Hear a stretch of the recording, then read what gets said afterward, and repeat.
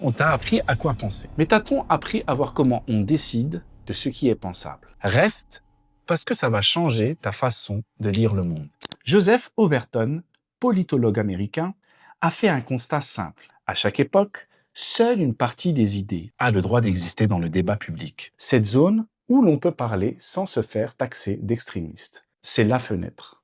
En dehors, une idée est aussitôt écartée comme folle, dangereuse ou tabou. Concrètement, une idée se place sur une échelle. Impensable, radicale, acceptable, raisonnable, populaire, puis inscrit dans la loi. Prends l'exemple de l'aide à mourir. Il y a 30 ans, en parler publiquement, c'était évoquer un meurtre. Impensable.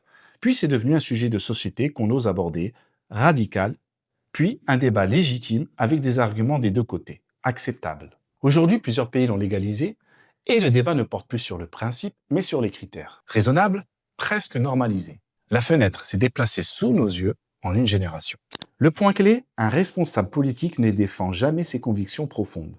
Il défend ce qui tient dans la fenêtre. Hors fenêtre, il perd. Donc la vraie bataille n'est pas électorale. Elle est culturelle. Elle se joue avant le vote. Et cette fenêtre, on la déplace, volontairement. On lance une idée extrême pour rendre acceptable ce qui choquait hier.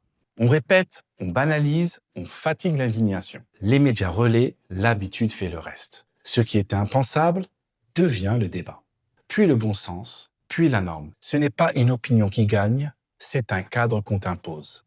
Face à une idée qui surgit dans l'actualité, ne te demande pas juste si tu es pour ou contre. Regarde où elle se place sur l'échelle et dans quel sens on cherche à la déplacer.